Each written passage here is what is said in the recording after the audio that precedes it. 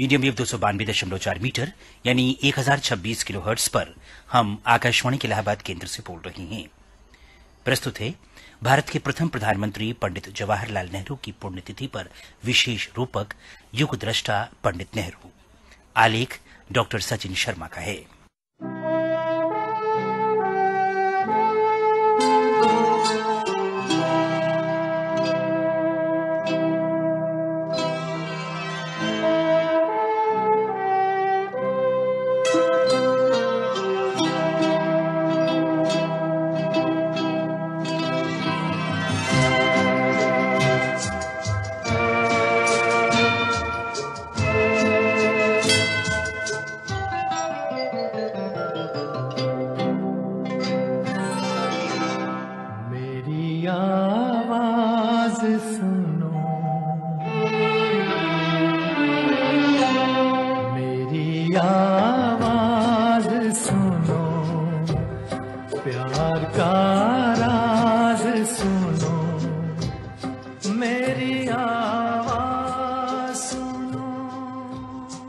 आज जब हम पंडित जवाहरलाल नेहरू की पुण्यतिथि मना रहे हैं, काश वो होते तो देखते कि उनका कृतज्ञ राष्ट्र, उनके देशवासी उन्हें कितना याद कर रहे हैं।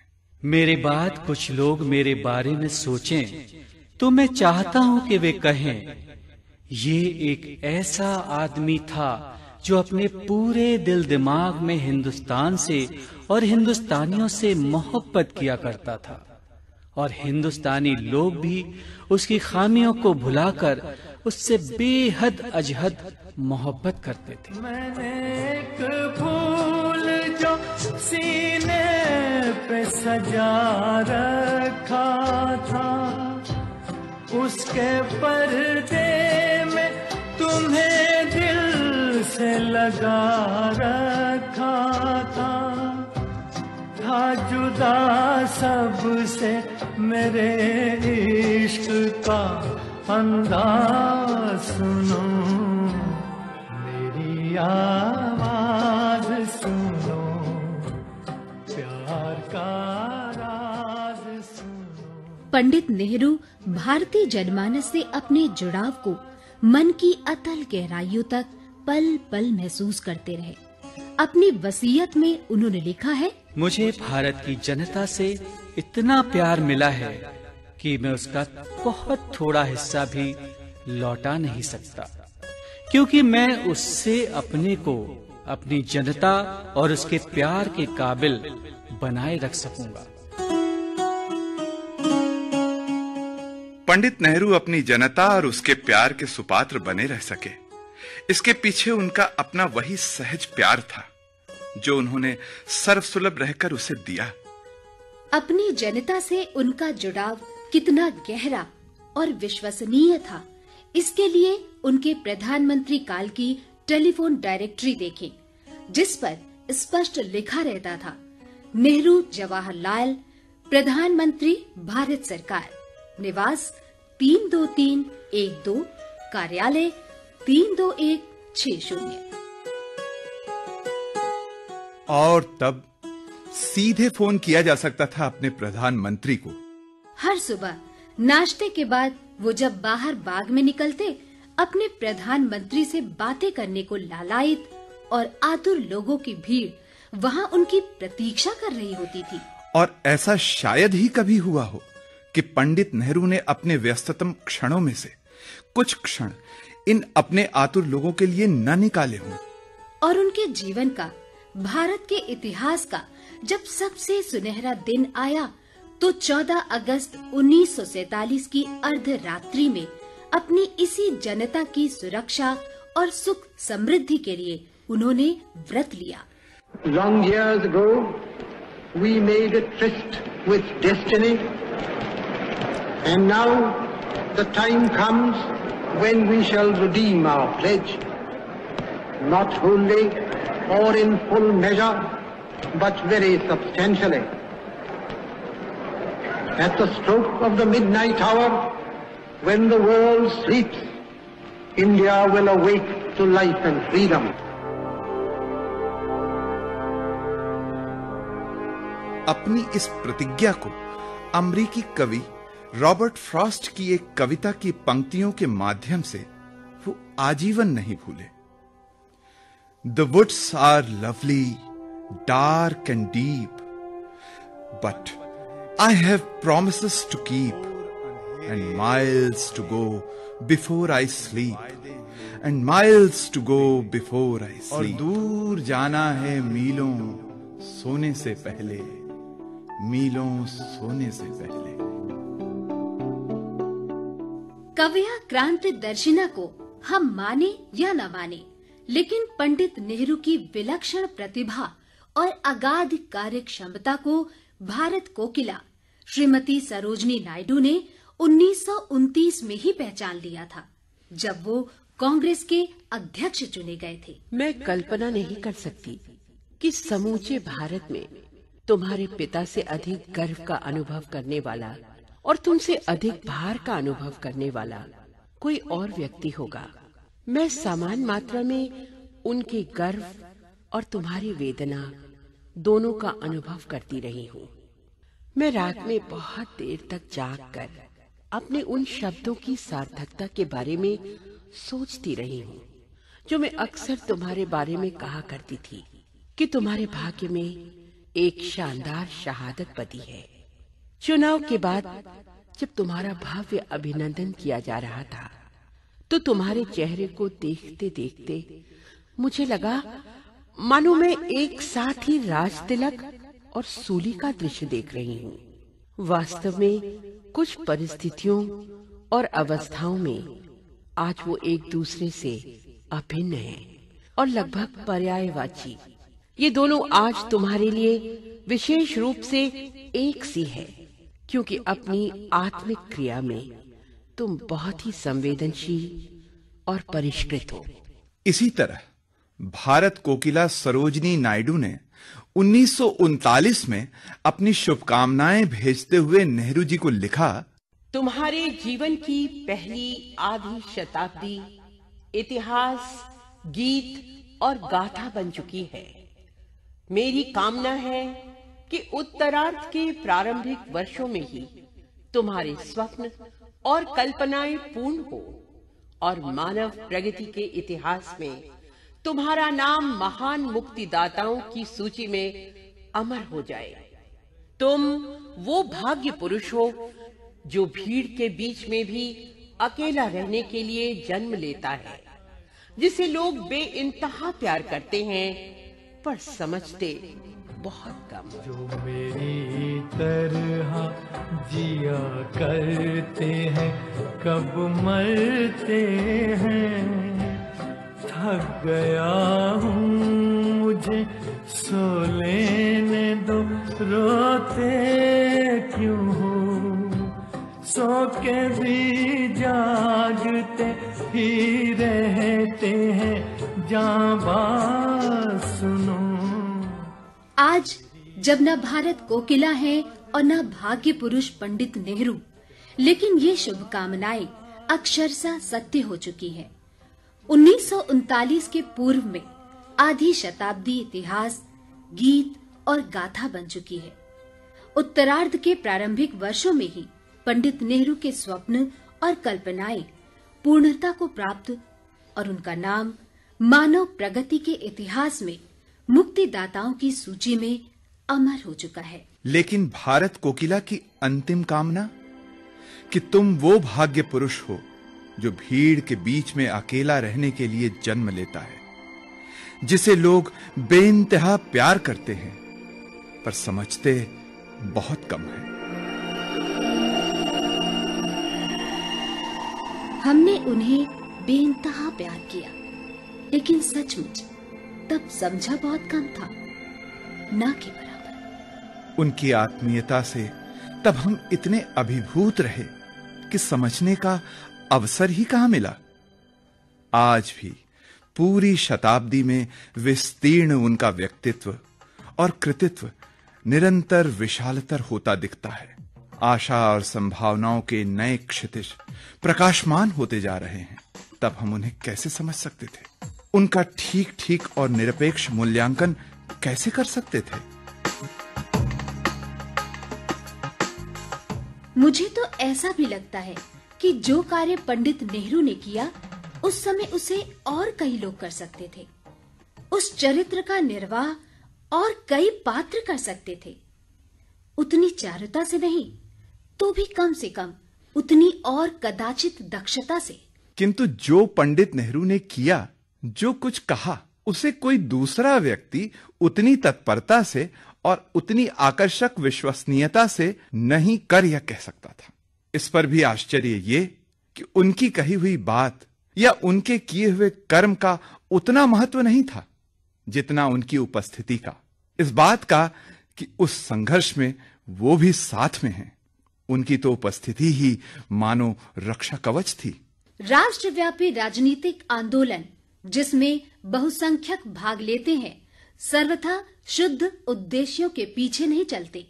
इसमें अनेक प्रकार के लोग अनेक प्रकार के उद्देश्य और भावनाएं लेकर सम्मिलित हो जाते हैं। बिल्कुल शुद्ध अंतःकरण वाले लोगों के लिए ये उपयुक्त या निरापद क्षेत्र नहीं होता है। भारत का राष्ट्रीय आंदोलन भी इसका अपवाद नहीं था। अपने उच्चतम धरातल की लाग लपेट, अवसरवाद, निष्ठा की कमी, विश्वासों का ढुलमुलपन और उद्देश्यों में स्वार्थ की भावना से सर्वथा मुक्त नहीं था। किंतु आशा के इन कई वर्षों में इन सब चीजों के पीछे एक स्वर्णमयी ज्वलंत अंतः प्रेरणा थी और प्रत्येक व्यक्ति अनुभव करता था कि पंडित नेहरू हमारे साथ हैं। तभी तो हमारे ज्योतिर्मय मूर्त स्वप्न राष्ट्रपिता महात्मा गांधी को कहना पड़ा था, जवाहरलाल नेहरू मेरे न्यायोचित उत्तराधिकारी हैं। मुझे विश्वास है कि मेरी मृत्यु के पश्चात वो सब काम संभालेंगे।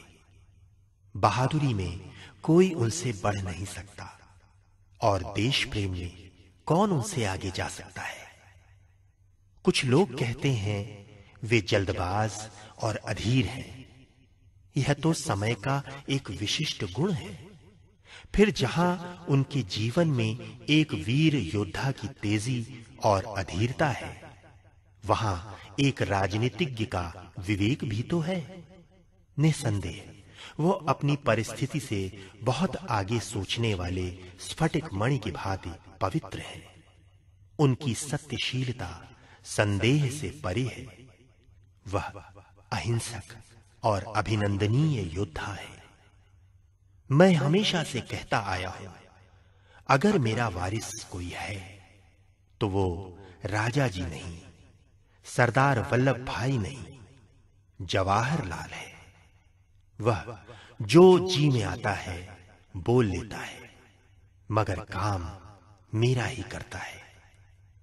मेरे मरने के बाद वो मेरा सब काम करेगा, तब मेरी भाषा भी बोलेगा। आखिर हिंदुस्तान में ही पैदा हुआ है। हर रोज वह कुछ सीखता है। मैं हूं तो मुझसे लड़ लेता है, परंतु मैं चला जाऊंगा तो लड़ेगा किससे? और लड़ेगा तो उसे सहन कौन करेगा? ऐसा न भी हो, मगर कम से कम मैं तो यही श्रद्धा लेकर मरूंगा। और दुर्भाग्य से 30 जनवरी 1948 को सायं 5:17 पर धाएं धाएं की आवाज के बीच हे राम के मध्यम स्वर ने सदा के लिए विश्राम लिया, तो लोगों ने महात्मा जी के निर्जीव शरीर के सामने चेतना शून्य से नेहरू जी को देखा। भारत विभाजन के बाद पंडित नेहरू के लिए यह दूसरा असहनीय मानसिक आघात था। उसी संध्या को आकाशवाणी से एक विशेष प्रसारण में देशवासियों ने पंडित नेहरू का वेदना में डूबा, विवेक में सना, निष्प्राण सा संतुलित स्वर सुना।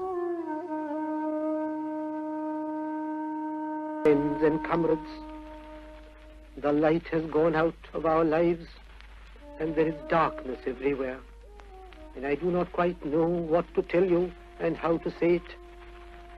Our beloved leader, Bapu as we called him, the father of the nation, is no more. Perhaps I am wrong. उनका ये डूबा हुआ स्वर क्षण भर में भारतीय जनमानस में तैर गया। सब स्तब्ध थे। राष्ट्रपिता के बाद पंडित नेहरू पर टिकी आशाएं फिर हरी भरी हो उठी। गांधी जी द्वारा प्रतिपादित नवीन जीवन दर्शन को नेहरू जी ने नया रंग दिया। गांधीवादी विचार धारणा को उन्होंने समाजवादी रूप दिया। आज भारतीय समाजवाद की विचारधारा के विकास में अगर गांधीवाद के सिद्धांतों का गांधी जी के ही शब्दों में सत्यों के साथ मार्क्सवादी पद्धतियों का मणिकांचन योग मिलता है, तो उसका काफी श्रेय पंडित नेहरू के राजनीतिक प्रभाव को है। वास्तविकताओं के प्रति निरंतर सजग रहते हुए सोच समझकर नवीन विचारधाराओं को स्वीकार करने की तत्परता ने उन्हें किसी व्यक्ति या विचारधारा का अंधभक्त नहीं बनने दिया। और यही भारत कोकिला की वो भविष्यवाणी भी थी जो सत्य सिद्ध हुई कि तुम वो भाग्य पुरुष हो जो भीड़ के बीच में भी अकेला रहने के लिए जन्म लेता है। क्या मतलब? मतलब ये कि जल में कमल की तरह रहकर अपने कर्मों के सौंदर्य से वे लोगों को प्रेरित करते रहे।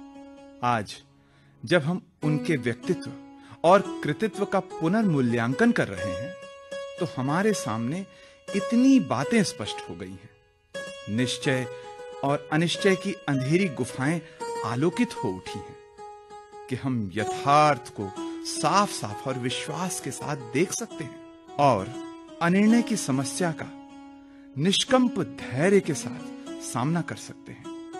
इतना ही नहीं, इससे भी अधिक।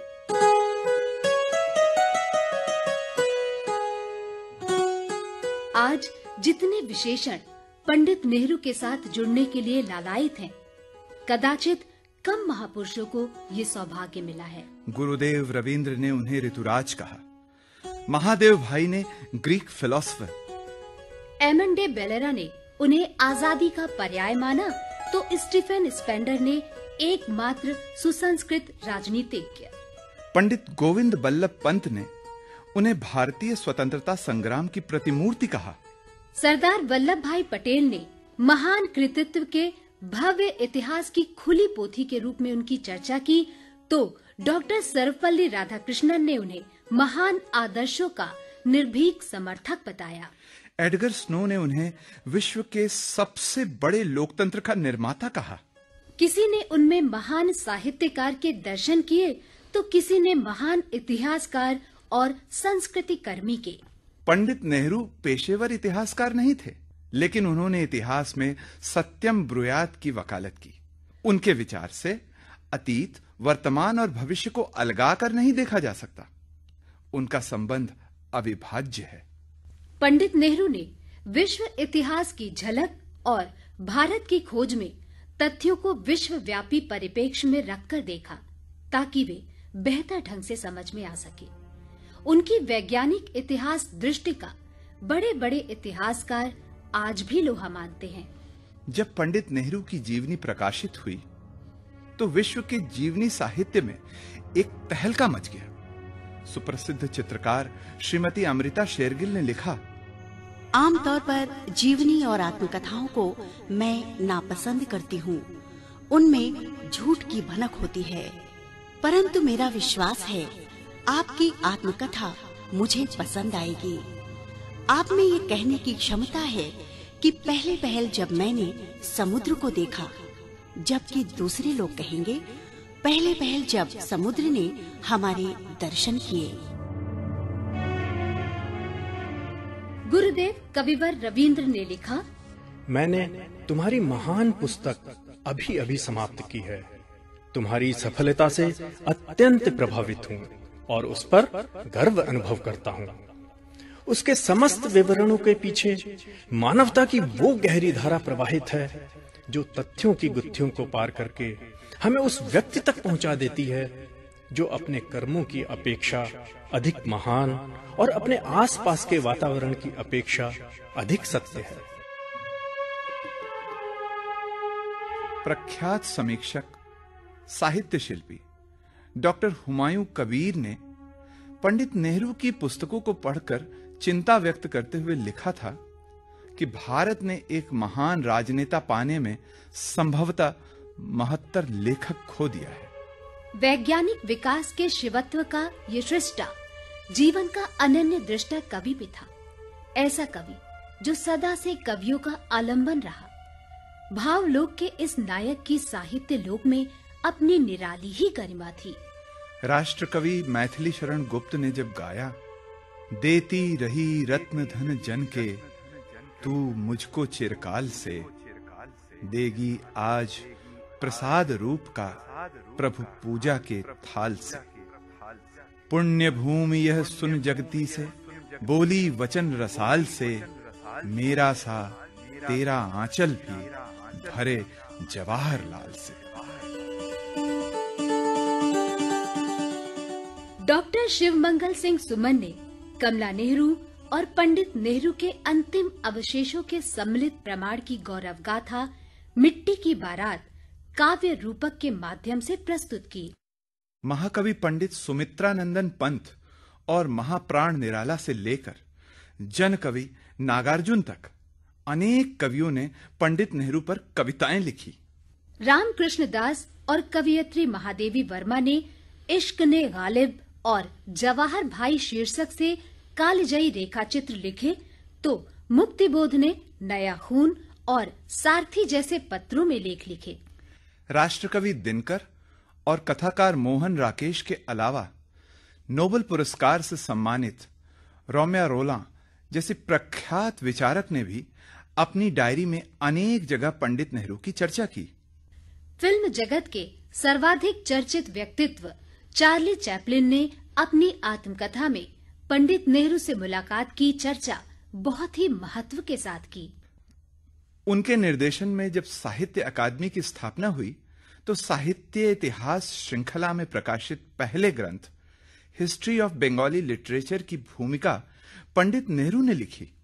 इसी प्रकार राष्ट्रकवि दिनकर के ग्रंथ संस्कृति के 4 अध्याय की भी पंडित नेहरू ने अत्यंत महत्वपूर्ण भूमिका लिखी। साहित्य में जैसा उनका अनुराग था, अन्य कलाओं में भी उनकी वैसी ही प्रांजल अभिरुचि थी। हुसैन, गुजराल, हैबर और शंकर ने उन्हें अपना मॉडल बनाया। आकाशवाणी में शास्त्रीय संगीत को प्रतिष्ठित करने में पंडित नेहरू ने डॉक्टर बालकृष्ण केसकर को सदा उत्साहित किया। उस्ताद पन्नालाल घोष, उस्ताद बिस्मिल्लाह खां, पंडित रविशंकर और एमएस सुब्बुलक्ष्मी उनकी सुसंस्कृत अभिरुचि के ही उदाहरण हैं। अंतर्मुखी किंतु आत्माभिव्यक्ति से मुक्त, मिलनसार लेकिन मूलतः एकाकी और सुसंपृक्त, संगीतमय वाणी और भावयित्री और कार्ययित्री प्रतिभा से संपन्न, तीक्ष्ण बुद्धि और तेजस्वी स्वभाव वाले पंडित नेहरू पर उनकी बुजुर्ग पीढ़ी ने मुक्त स्नेह लुटाया। उनके समकालीनों ने उन्हें सम्मान दिया। आज जब वो हमारे बीच नहीं है, तो जीवन के हर क्षेत्र में उनका ऋण स्वीकार करते हुए हम उनको विनम्र श्रद्धांजलि अर्पित करते हैं। हालाते हैं अर्थी को किनारे कर लो, मैं जहाँ था इन्हें जाना है वहाँ से आगे, आसमां इनका ज़मीन इनकी ज़माना इनका है, कई इनके जहाँ मेरे जहाँ से आगे, इन्हें कलियां ना कहो है ये चमन सा सुनो, मेरी आवाज सुनो, प्यार का राज सुनो, मेरी आवाज सुनो। युग दृष्टा पंडित नेहरू। अभी आप भारत के प्रथम प्रधानमंत्री पंडित जवाहरलाल नेहरू की पुण्यतिथि पर ये विशेष रूपक सुन रहे थे। आलेख डॉक्टर सचिन शर्मा का, वाचन स्वर अजय मुखर्जी और प्रीति मिश्रा के। अन्य कलाकारों के नाम इस तरह से ही: अनिल श्रीवास्तव, अभिनय श्रीवास्तव, आशुतोष सुंदरम, रूपम नारायण पांडे और सावित्री श्रीवास्तव। प्रस्तुति श्री दीपेंद्र सिंह सिवाचकी और संयोजन श्री मंजुल किशोर वर्मा का। ये रूपक आकाशवाणी के इलाहाबाद केंद्र पर तैयार किया गया।